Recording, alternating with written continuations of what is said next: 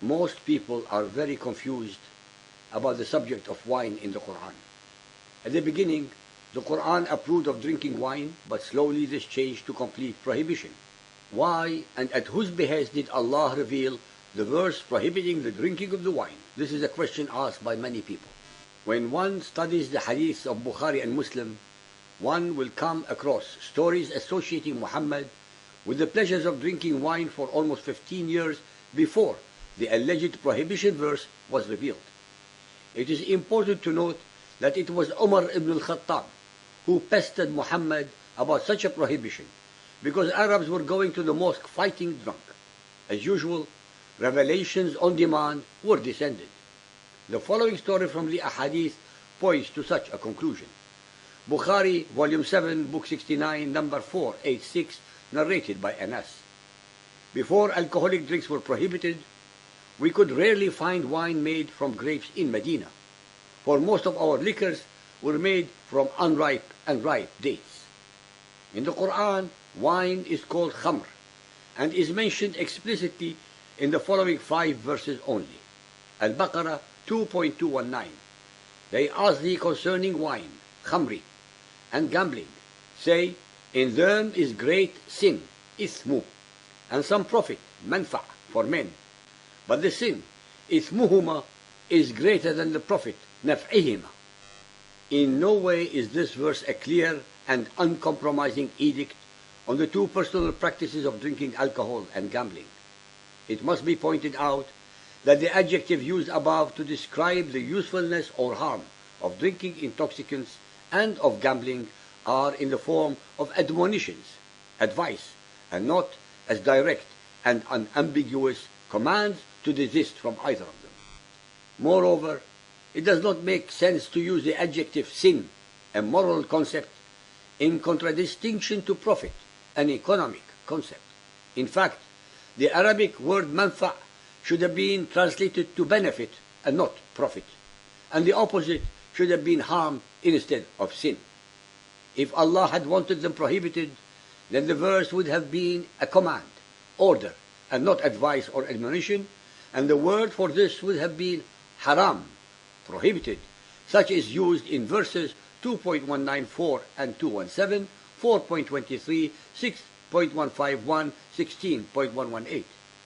Nowhere in the Quran is the word haram associated with the drinking of wine, nor is there any punishment for being intoxicated. The punishment of 80 lashes was mandated by the later followers of Muhammad, which represents a man-made ruling and not one from Allah. Khamr is also mentioned in 5.90 and 91, 12.36 and 41, the story of Joseph, and lastly in 47.15, rivers of wine in paradise for the believers. In 76.5, wine is implied, not mentioned, mixed with camphor. In 83.25, mistranslated to wine, when in fact the Arabic word rahiq means nectar, is usually used. Al-Nisa 4.43. O ye who believe, approach not prayers with a mind befogged, sukara, until you can understand all what you say. The word sukara means intoxicated. The verse does not prohibit drinking of wine. It is pointing out to the believers that they should not attend prayers while under the influence. So Muhammad advised in this verse against the drunkenness only during prayers. This means that the Muslims were permitted to drink some alcohol in between the times of prayer, though the number of prayers per day would limit drunkenness. However, this further means that after the nighttime prayer, the final one, Muslims could even get drunk. It was on the traditions of Muhammad, his sunnah, because the believers were not following this instruction, that Muhammad had no choice but to prohibit it totally, although there was no revealed verse doing so. Once again, Muhammad's sunnah superseded the Quran. Al-Ma'idah 5.90.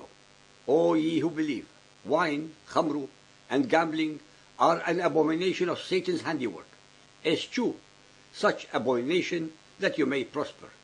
Satan's plan is but to excite enmity and hatred between you with intoxicants, khamri, and gambling, and hinder you from the remembrance of Allah and from your prayers.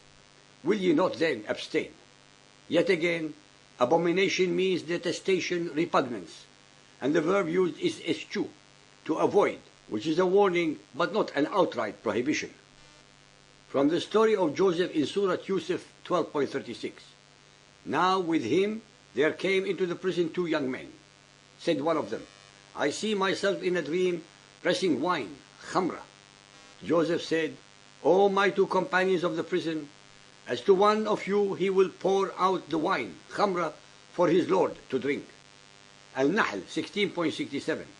And from the fruit of the date palm and the vine you get out wholesome drink, sakara, and food. Behold, in this also is a sign for those who are wise.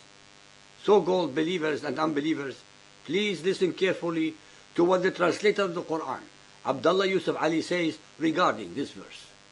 There are wholesome drinks and foods that can be got out of the date palm and the vine. Example, non-alcoholic drinks from the date and the grape, vinegar, date sugar, grape sugar, and dates and grapes themselves for eating. If sakar is taken in the sense of fermented wine, it would refer to the time before intoxicants were prohibited. For this is a Meccan surah, and the prohibition came in Medina. In such a case, it would imply a subtle disapproval of the use of intoxicants and mark the first of a series of steps that in time culminated in total prohibition. Yet, once more, the interpreter of the Quran distorts and convolutes the Arabic language and chemistry to fit his agenda and that of the Quran. The word sakara means intoxicant in every Arabic lexicon. The ahadith have stories associating date palm and vine with the production of intoxicants and wine. Even Muhammad, for almost 15 years before the prohibition was revealed, used to love and enjoy drinking wine, as mentioned in the ahadith of Muslim and Bukhari. If drinking is caused by Satan, then Muhammad was under his influence all these years. In this verse, Allah is commending its use as a benefit to humans and not as harmful. One should ask the relevant questions as to why Allah, the Almighty, the All-Knowing, needed to disapprove of drinking wine in stages after having approved it in the first place. Why did not Allah prohibit it forthwith from the very beginning? How is it possible to imply that Allah did not realize that the followers of Muhammad could not remain sober after drinking wine? These questions need very sobering answers. Muhammad 47.15. Here is a parable of the garden which the righteous are promised.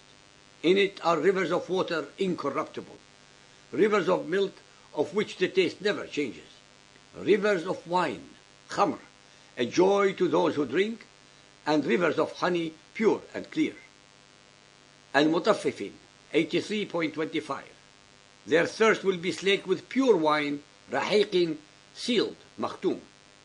In fact, the translation of this verse is wrong, since the Quran is mentioning yasquna min rahiqin makhtum, which literally means slake their thirst with nectar from sealed jugs, wherein the Arabic word khamr, denoting wine, is not used. Hence, in the whole of the Quran, there are only 5 instances wherein the word is used explicitly, and only in 2.219 is it frowned upon, but not prohibited. Al-Muwatta Hadith 42.2, the had for drinking wine. Yahya related to me that Umar ibn al-Khattab asked advice about a man drinking wine. Ali ibn Abi Talib said to him, we think that you flog him for it with 80 lashes, because when he drinks he becomes intoxicated, and when he becomes intoxicated he talks confusedly, and when he talks confusedly he lies. 80 lashes is the same amount as for slandering. Omar gave 80 lashes for drinking wine. Al-Nur 24.4. And those who launch a charge against chaste women and produce not 4 witnesses to support their allegation, flog them with 80 stripes.